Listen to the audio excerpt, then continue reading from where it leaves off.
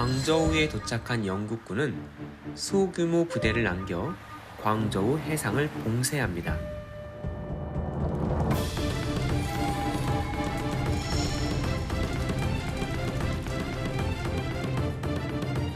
이 군대를 처음에는 이 양쯔강 하구의 저우산이라는 곳으로 보내서 저우산을 점령한 다음에 이곳에서 군대를 둘로 나눕니다. 일부 부대는 다시 주광 쪽으로 보내 주요 무역항인 광저우 지역을 확보하게 합니다. 그리고 주력 부대는 해안을 따라 북진해서 다구 포구아까지 갔는데 이는 수도인 베이징에 큰 위협이 되었습니다. 순식간에 텐진까지 진격한 영국 원정 함대의 공격에 청나라는 어떻게 대응을 했을까요? 그래도 맞서 싸우지 않았을까요? 일단 청나라도 물론 결과적으로 싸우는데 영국도 처음에 뭔가 이제 기본적으로 뭘 요청하잖아요. 당시 영국 정부가 이 갈등을 일으킨 주범으로 누구를 보았겠습니까? 임칙서? 그렇죠.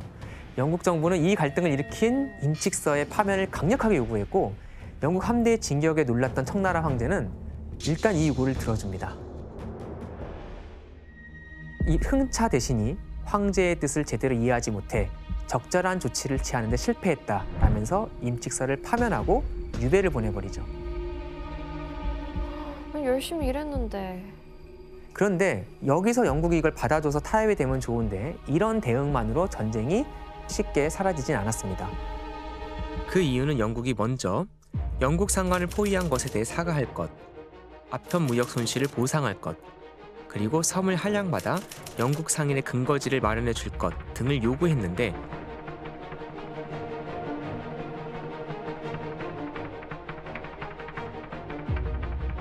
청 정부가 이를 거부했기 때문이죠. 결국 전쟁은 지속됐고 전쟁은 영국의 우세로 전개가 되었죠. 그리고 1841년 초에 인도로부터 이제 병력 보강이 이루어지는데요. 이때 나타났던 배가 바로 네메시스호입니다.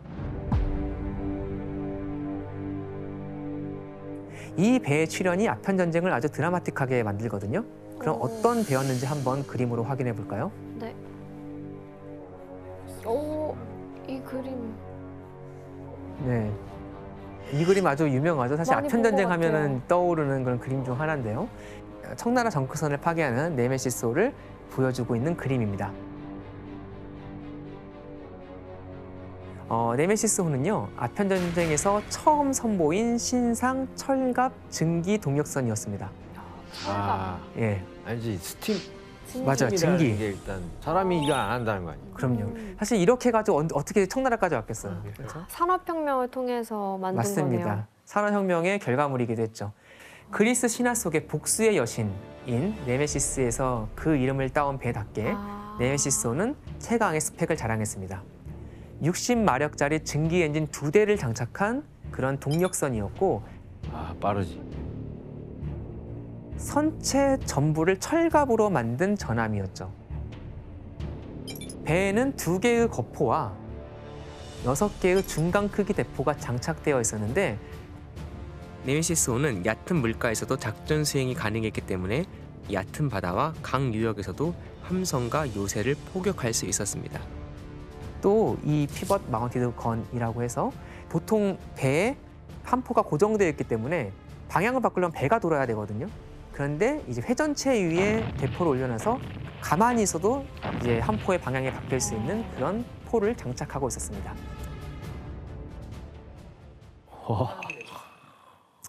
반면 청나라는 어땠을까? 저기 보이시는 것처럼 목재 범선인 정크선으로 힘겹게 영국을 상대했지만 도저히 상대가 되지 않았습니다.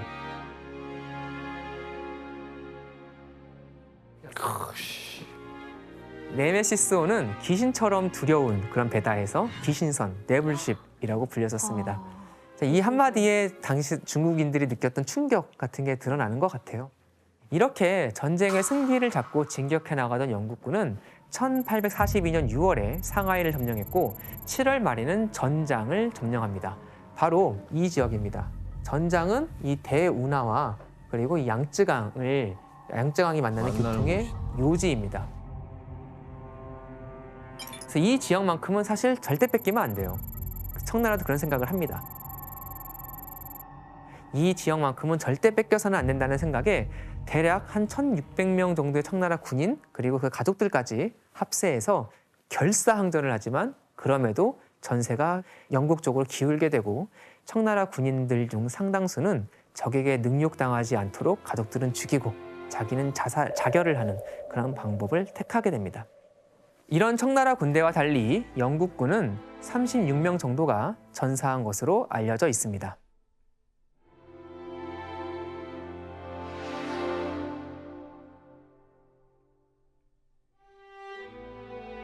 근데 불리한 거 알면서 왜 바다에 싸워요, 청나라는? 영국이 바다로 쳐들어왔으니까 어쩔 수가 없죠. 가만히 있으면 육지로 들어올 거 아니에요? 그 얘기도 했었어요. 해군이 강할지 모르나 이 영국군이 육지로 들어온다면 우리가 막을 수 있다라고 생각을 했는데 더 중요한 거는 개인 화기의 측면에서도 영국이 월등했고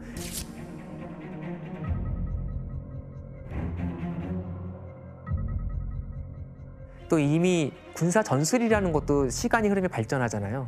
중국은 청나라는 아주 오래전부터 사용했던 그런 전술을 유지하고 있는 반면 영국은 많은 전쟁을 겪으면서 당시로서는 최고 수준의 전술을 가지고 있었죠.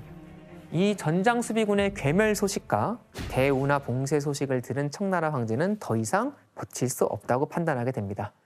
결국 청나라 대표단이 영국 진영을 찾아가게 되고 양측 대표단은 몇 주간 협상을 하게 됩니다. 그 결과 1842년 8월 29일 역사적인 조약이 맺어지죠. 그것이 바로 난징 조약입니다. 난징.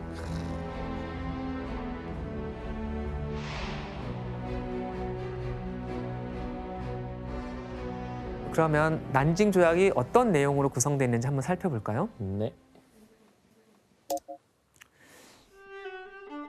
약간 요약을 한 내용입니다. 홍콩을 영국에 넘겨준다. 그리고 5개 항구를 개방한다. 그리고 개항한 항구에는 영국 영사를 주재시킨다. 청은 전쟁 배상금을 위해 영국에 총 2,100만 달러를 지불한다.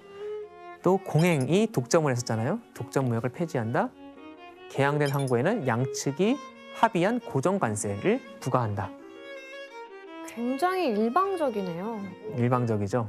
사실 중국 입장에서는 정말 정상적인 상황이랑 받아들일 리가 없는 그런 내용들이죠. 난징 조약에서 영국의 핵심 목표는 2가지였습니다. 일단 광저우에서 공행이라는 상인과만 무역을 하는 광저우 제재를 깨트리려고 했죠. 사실 이것 때문에 영국이 그동안 참 무역의 제약도 많이 받고 적자를 면치 못했잖아요. 그래서 추가로 4개의 항구를 더 열고 그리고 공행의 독점 폐지를 요구합니다.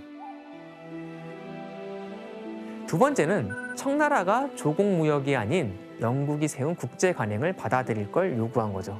그리고 이제 무엇보다 눈에 띄는 내용이 이제 홍콩 섬을 할양받았던 것인데 아까 네이피어라는 사람 기억나시나요? 그 1834년 무역 감독관으로 갔다가 그 무역 충돌을 일으켰던 그 네이피어 그 사람이 돌아가는 길에 외무장관이었던 파머스턴에게 이런 보고서를 씁니다.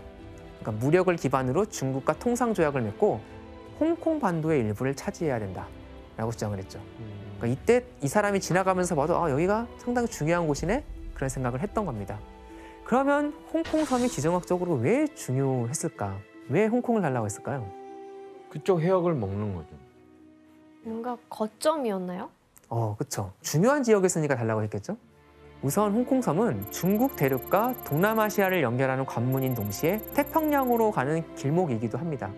거기다 주강 입구에 위치하고 있어 중국 내륙으로 진출도 쉬운 곳이었죠. 난징 조약의 결과로 결국 영국이 할양받은 당시 인구 5,600명에 불과했던 작은 섬 홍콩은 이후 지리적인 강점과 함께 영국식 자유무역 체제가 결합되면서 세계 무역의 중심지로 자리 잡게 됩니다. 피터 씨가 홍콩에서 태어나셨다고 했잖아요. 그것도 다 지금 역사랑 관련이 있는 건가요? 있는데 저는 어릴 때 이런 거 전혀 몰랐죠. 그래서 홍콩도 뭐 97년이었나 다시 중국한테 95년, 줬을 때도 솔직히 되게 속상했어요. 왜 다시 줘야 되지? 왜 다시 줘야 되지? 왜 받았는지도 모르는 동해영 지정이죠. 씨가 어이없어. 씨가 되게 어이없으시는 줄. 그렇죠. 제가 태어났던 곳이었으니까 이제 저도 못 가지 않을까? 약간 이런 걱정도 되고 그런 거 있었는데 원래 그냥 영국 땅이었던 걸로 아는 거죠. 그렇죠. 그래서 성인 돼서 이제 이런 사건들 알아보니까 너무 어리석은 생각이었다. 제가 홍콩에 태어난 것도 좀 미안하기도 해요. 근데 어쩔 수 없죠. 그러니까 영국 사람 입장에서 그냥 워낙 곳곳에 식민지가 있으니까 당연하게 여기겠지만 사실 그게 어떻게 영국 땅이 됐는지를 안다면 좀 달리 생각해 볼 수 있겠죠.